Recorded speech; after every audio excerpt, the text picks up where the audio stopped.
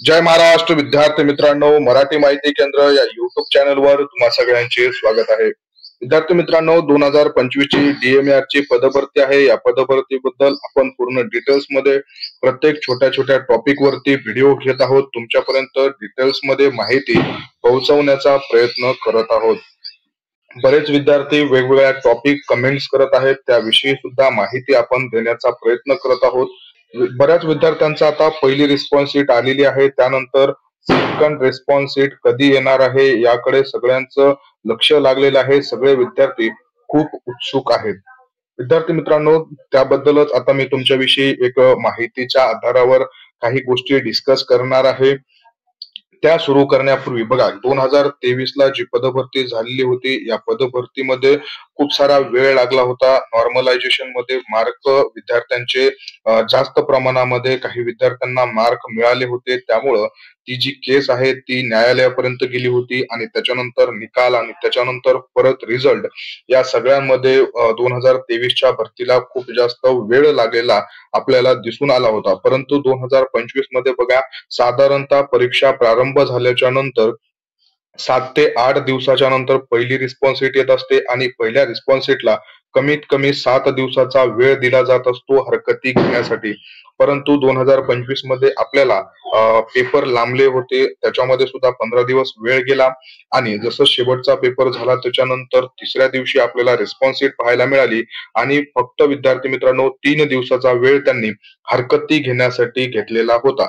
आता हरकती आल्याच्या नंतर किती दिवसात हरकतींचं निवारण करून पुढची जे सेकंड लिस्ट आहे, तुमची रिस्पॉन्स शीट आहे, सेकंड रिस्पॉन्स शीट तुम्हाला कधी पाहायला मिळेल आणि त्यानंतर तुमची विद्यार्थी मित्रांनो जे नॉर्मलायझेशन किंवा विदाऊट नॉर्मलायझेशनचे जे पेपर आहेत, मार्क आहेत, ते कधी कळतील याविषयी सुद्धा बऱ्याच विद्यार्थ्यांना उत्सुकता लागलेली आहे.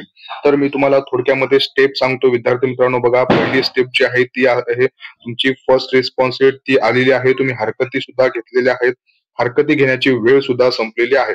त्यानंतर आता सेकंड तुमची लागणार आहे response sheet. Second response sheet लागल्याच्या नंतर विद्यार्थी मित्रांनो तुम्हाला तिसरी स्टेप असते तुमची जे रॉ मार्क आहे, त्या रॉ मार्क्सची एक लिस्ट लागत असते विद्यार्थी मित्रांनो. आणि त्याच्यानंतर लगेच 2 ते 4 दिवसाच्या गॅप नंतर तुमचं एक अशी लिस्ट लागते ज्याच्यामध्ये तुमचे रॉ सुद्धा मार्क असतात, प्लस तुमचे नॉर्मलायझेशनच्या नंतर तुम्हाला किती मार्क पडलेले आहेत हे सुद्धा त्याच्यामध्ये तुम्हाला दिलं जातं. आणि विद्यार्थी मित्रांनो, या सगळ्या प्रोसेसच्या नंतर फायनली लागते तुमची मेरिट लिस्ट.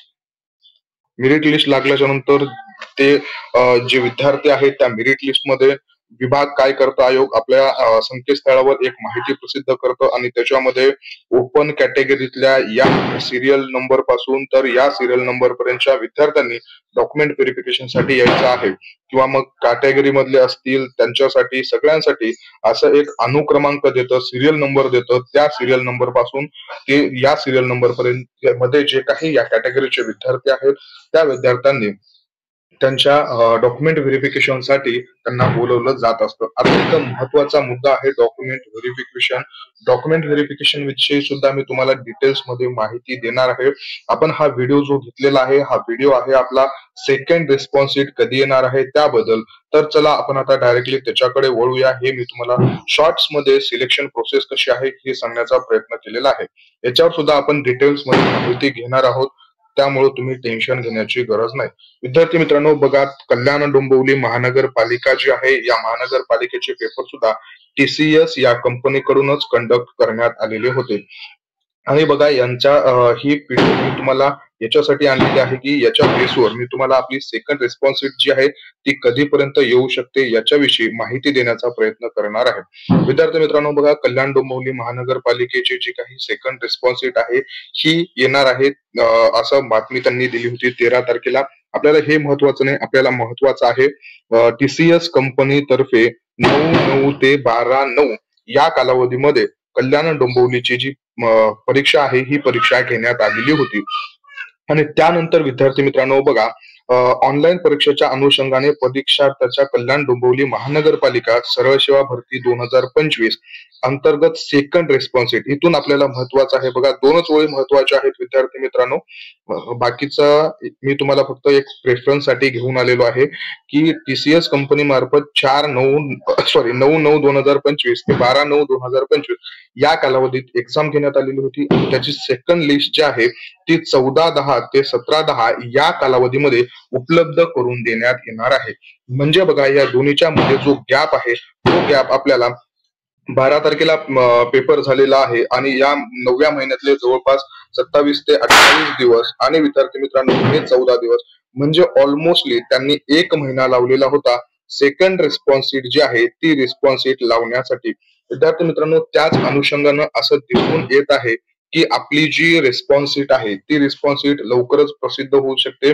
1 महिन्याच्या कालावधीच्या आत जे आहे ते प्रोसेस होऊ शकते. विद्यार्थी मित्रांनो, याच्या पलीकडे जाऊन आपल्याला एक सूत्रांकडून माहिती आलेली आहे की पुढच्या 1 महिना जो आहे त्या 1 महिन्याच्या मध्ये आपल्याला जे नॉर्मलायझेशन जे आहे, नॉर्मलायझेशनच्या नंतरची सुद्धा जी लिस्ट आहे ती लिस्ट पाहायला मिळणार आहे असं आपल्याला कळालेलं आहे. डीएमआर मध्ये आपले काही मित्र आहेत त्यांच्याकडून अशी बातमी आलेली आहे की रॉ मार्क सोबतच तुमचे नॉर्मलायझेशनच्या नंतर नॉर्मलायझेशन करून ज्या लिस्ट लागत असतात त्या लिस्ट 1 महिन्याच्या मध्ये लावण्याचं टार्गेट आहे असं सुद्धा आपल्याला समजलेलं आहे.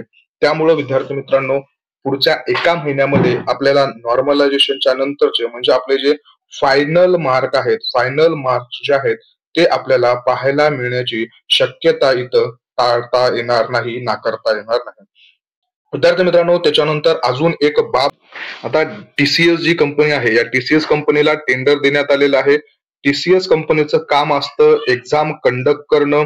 त्याच्यानंतर बघा, पहिली रिस्पॉन्स शीट सुद्धा टीसीएस कंपनीच लावत असते, दुसरी रिस्पॉन्स शीट सुद्धा टीसीएस कंपनीच लावत असते. त्यानंतर तुमची रॉ लिस्ट जी आहे, रॉ लिस्ट सुद्धा टीसीएस लावत असते आणि नॉर्मलायझेशन जे आहे ते नॉर्मलायझेशन सुद्धा विद्यार्थी मित्रांनो टीसीएस कंपनीकडूनच केलं जात असतं. आणि आफ्टर नॉर्मलायझेशन तुमची फायनल जी मार्क लिस्ट आहे ही फायनल मार्क लिस्ट तुमची डीएमआर कडे दिली जात असते आणि त्यानंतर जे तुमचं फायनल मेरिट लिस्ट आहे किंवा तुमचे नंबर लागलेले आहेत हे सिलेक्शन लिस्ट जे आहे, सिलेक्शन लिस्ट आणि वेटिंग लिस्ट आहे हे लावण्याचं काम मात्र डीएमआर हा विभाग करत असतो. आणि सध्या आजच्या दृष्टिकोनातून पाहिलं तर टीसीएस जी कंपनी आहे या टीसीएस कंपनीकडे आता सध्या दिवाळीच्या नंतर 24-25 तारखेच्या आधी जो वेळ उपलब्ध आहे आणि या वेळेमध्ये ते आपलं प्रोसेस करण्याची शक्यता दाट दिसून येत आहे. 3च दिवसाचा वेळ दिल्यामुळे तेवढे जास्त हरकती ज्या आहेत त्या हरकती आलेल्या नसाव्यात. हरकती किती आलेल्या आहेत याच्याबद्दल आता अद्याप माझ्याकडे अपडेट आलेलं नाहीये. तुमच्यापैकी कोणाकडे काही पीडीएफ असेल, काही अपडेट आलेलं असेल की या 2025च्या पदभरतीवर किती हरकती नोंदवल्या गेलेल्या आहेत तर त्याच्याविषयी सुद्धा तुम्ही आपल्या टेलिग्राम चॅनलला किंवा माझ्या व्हॉट्सअप नंबरला सुद्धा ती पीडीएफ टाकू शकता, जेणेकरून आपण ती माहिती जी आहे त्या अभ्यासून तुमच्या सर्व मित्रांच्या समोर मांडता येईल. विद्यार्थी मित्रांनो, बघा तुम्ही सगळे उत्सुक आहातच. सेकंड रिस्पॉन्स शीट असेल, ज्यांचे चांगले मार्क आलेले आहेत ते रिझल्ट कधी लागते याच्याकडे सुद्धा त्यांचं लक्ष असणार आहे. परंतु जे आपलं डीएचएस विभाग आहे, सार्वजनिक आरोग्य विभाग, याच्यामध्ये सुद्धा लवकरच पदभरती येणार आहे, मेगा भरती येणार आहे. त्यामुळं तुम्ही या परीक्षेत झालेली आहे, रिझल्ट तर लागलेला आहे, सिलेक्शन कोणाचं होऊ शकते कोणाचं नाही याचा अंदाज आपल्याला लागून जातो.